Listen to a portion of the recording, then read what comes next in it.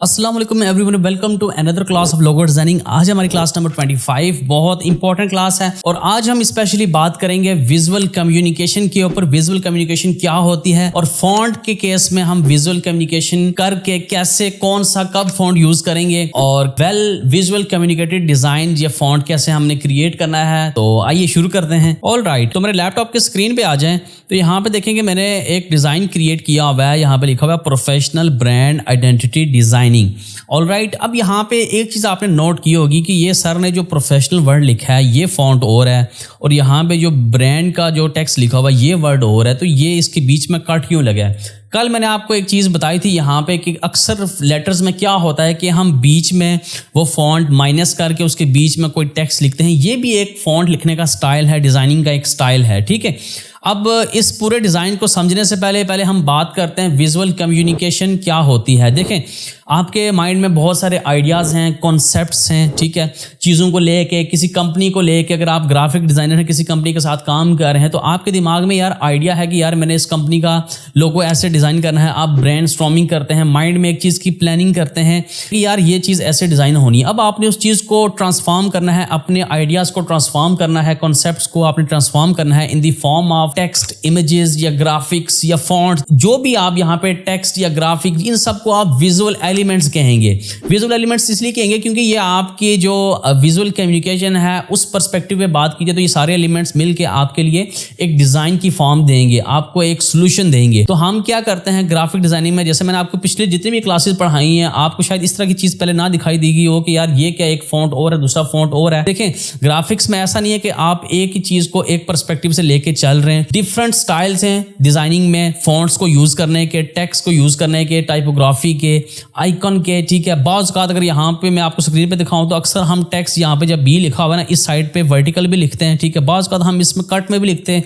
ये एक समझ लें कि आपके पास एक ऐसी लैंग्वेज है जिसको आपने डिफरेंट तरीक़ों से ट्रांसफॉर्म करके डिफरेंट तरीक़ों से प्रेजेंट करना है टारगेट ऑडियंस के लिए। ऑडियंस जो आपके पास होगी वो देखेगी यार वाकई में इसने कुछ ना कुछ तो डिज़ाइन में यूनिक किया हुआ है। अब ये चीज़ कब क्रिएट करनी है, देखें ये चीज़ डिपेंड करती है कंपनी की वैल्यूज़ को देख के या फिर आप उसकी वॉइस टोन को देख रहे हैं। देखें, अगर आप पर्सनल ब्रांडिंग कर रहे हैं तो आपके पास कंप्लीटली राइट्स हैं कि आप जिस तरह मर्जी फॉन्ट यूज़ कर सकते हैं, लेकिन याद रखें फॉन्ट्स के रूल्स आपको पता होने चाहिए, नहीं कि फॉन्ट यहाँ से स्ट्रेच किया वहाँ से स्ट्रेच किया, ये चीज़ रॉन्ग है, ठीक है। सो विजुअल कम्युनिकेटेड डिज़ाइंस आपने कब क्रिएट करने हैं, जब आप किसी कंपनी के साथ भी काम कर रहे हों, उसकी वैल्यूज़ को देख के, या पर्सनल ब्रांडिंग कर रहे हो, या वैसे अगर आप कोई काम कर रहे हैं ग्राफिक्स का, अगर आप चाह रहे हैं कि इसमें यार कोई एक नई फील दूँ मैं इसमें, इस डिज़ाइन में कुछ मज़ीद यूनिक चीज़ ऐड करूँ ताकि लोग देखते साथ ही या कह सकते हैं कि यार रीडेबिलिटी या फिर इसकी विजुअल एस्थेटिक लुक है इसकी वो बेहतर हो जाए, तो इस केस के लिए आप इस तरह के फॉन्ट्स को यूज़ कर सकते हैं। जिसमें आप यहाँ पे देखें तो मैंने एक जो प्रोफेशनल वर्ड लिखा हुआ है, बेसिकली ये प्रोफेशनल वर्ड बेसिकली एक फॉन्ट है मोगलॉन फॉन्ट, मैं आपको डिस्क्रिप्शन में लिंक दे दूंगा। लग्जरी फॉन्ट है, बहुत ही मज़े का फॉन्ट, इसको आप यूज़ कर सकते हैं। और यहाँ पे जो ब्रांड लिखा हुआ है RAND, ये बेसिकली बोल्ड रेट्रो फॉन्ट है और बहुत मज़े का फॉन्ट है, आप इसको यूज़ कर सकते हैं अपने प्रोजेक्ट्स में। और यहाँ पे आइडेंटिटी डिज़ाइनिंग में देखिए नीचे कट लगाया हुआ है, ठीक है। तो ये एक मेरे माइंड में एक मैंने इसको मैंने ब्रेनस्टॉर्मिंग की, मैंने सोचा कि यार इस डिज़ाइन को अगर मैं इस तरह प्रेजेंट करूँ तो ऑडियंस का क्या रिएक्शन होना है। अब वो रिएक्शन आप सब ने लाइक और कमेंट से बताने के कैसा रिएक्शन है। तो इसको डिज़ाइन कैसे करेंगे, आ जाए इलस्ट्रेटर पे। यहाँ पे हम टाइप टूल लेके यहाँ पे वर्ड टाइप कर लेते हैं प्रोफेशनल, ऑलराइट, और इसको बड़ा कर लेते हैं और प्रोफेशनल का P हम कैपिटल ले लेते हैं यहाँ पे, ठीक है। और इसके साथ दूसरा हम वर्ड टाइप करते हैं यहाँ पे ब्रांड का BRAND ब्रांड, और थर्ड वन हम टाइप कर लेते हैं यहाँ पे आइडेंटिटी डिजाइनिंग, ठीक है।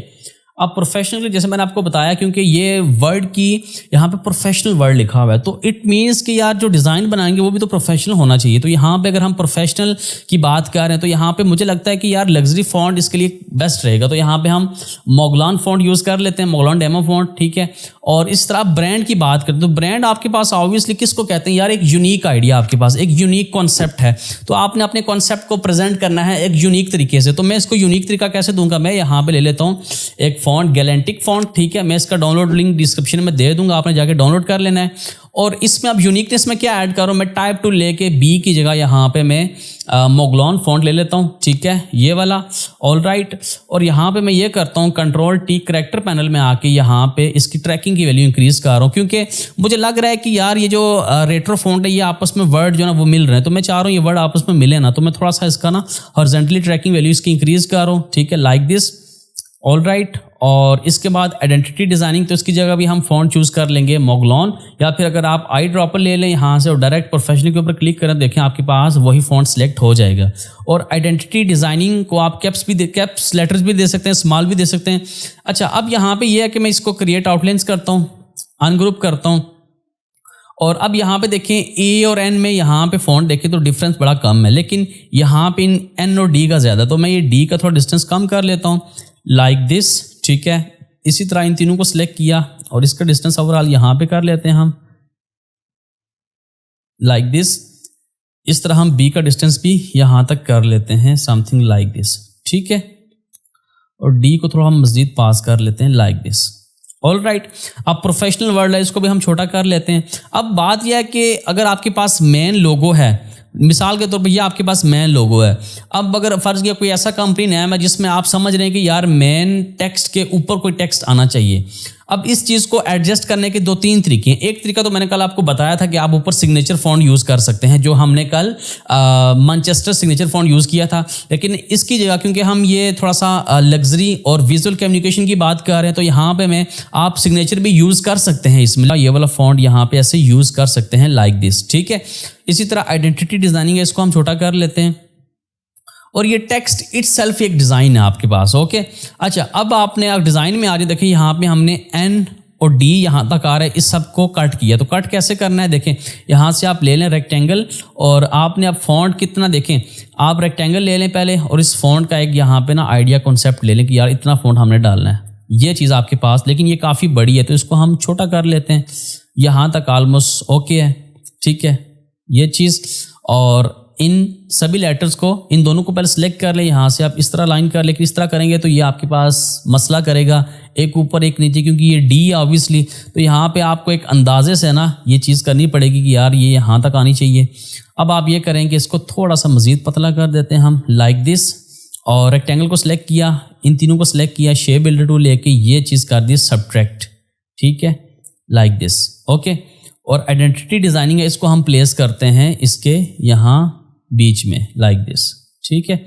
और आई यहाँ से शुरू होगा जहाँ तक हमारे पास ये एन शुरू हो रहा है, ऑल राइट। थोड़ा सा ऊपर करते हैं इसको, और डी तकरीबन यहाँ तक हम इसको लेके आएंगे, ये चीज़, ठीक है, something like this, all right.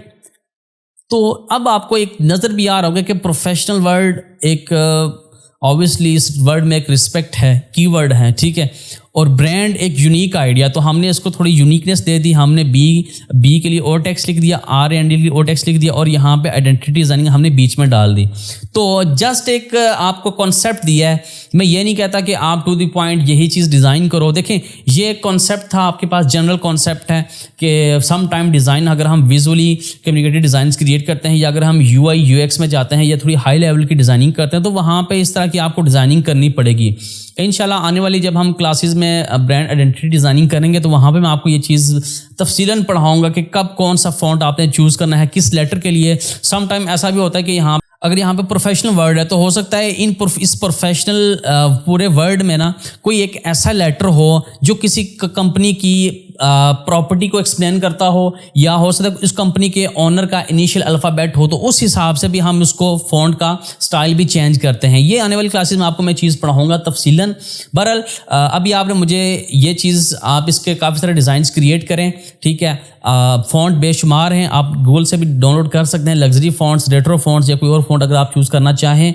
तो यहाँ तक थी आपकी आज की क्लास, एंड आई होप कि आपको विजुअली कम्युनिकेटेड फ़ॉन्ट्स का आइडिया हो गया है, डिज़ाइंस कैसे क्रिएट करते हैं। और जब हम आगे डिज़ाइन करेंगे तब हम पूरे पोस्टर में देखेंगे कि पूरे पोस्टर या बैनर में हम कैसे विजुअली कम्युनिकेटेड एक कंपोजिशन डिज़ाइन करेंगे, कहाँ पे कौन सा फ़ॉन्ट आना चाहिए, स्लाइसेस का प्रॉपर यूज़ करेंगे। तो मिलते हैं फिर नेक्स्ट क्लास में, तब तक के लिए अल्लाह हाफिज़।